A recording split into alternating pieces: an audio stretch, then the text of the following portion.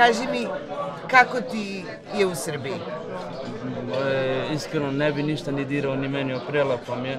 Baš osjećam se da sam kao kod kući, mislim kao baš miran ovdje. A kaži mi šta radiš trenutno?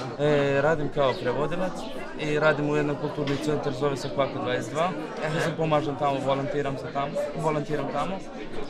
Mislim kao, kad sam počeo da radim, iskreno, i kad sam počeo da idem u Kvaka 22 tamo da pomažem njima, meni baš kao tad, znao sam da imam svrhu što živim, što sam tu i kao počeo sam kao da razmišljam drugačije, mislim kao odrastao sam malo.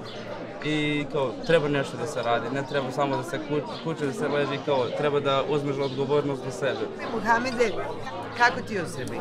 Ovdje prelepo mi je i sve okej, idem u školu i mislim ovdje je super. Dobro, imaš prijatelje? Imam puno prijatelja u školu i u salon gdje ja radim. Radiš već u salonu? Da, radim u salonu. Jesi muški frizer ili ženski? Ženski. Kakva je moja frizura? Odlično. Hvala. Šta i dobro je. Reza, umetniče naš, kako je na akademiji, kaži mi? Super je. Super i došli ovo sad drugu godinu i nadam se će da bude još treći i četvrti da došimo. A vidjet ćemo dalje kako ide. Da.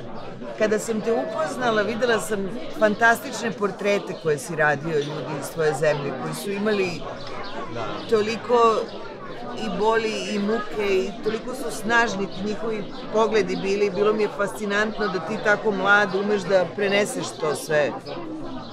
Šta se trenutno dešava? U kom pravcu ide tvoj umetnički izraz? Isto to radim, ali najviše na fakultetu radimo kao neko model arte to radimo. Dobro. To da naučimo bole kako izgleda tako.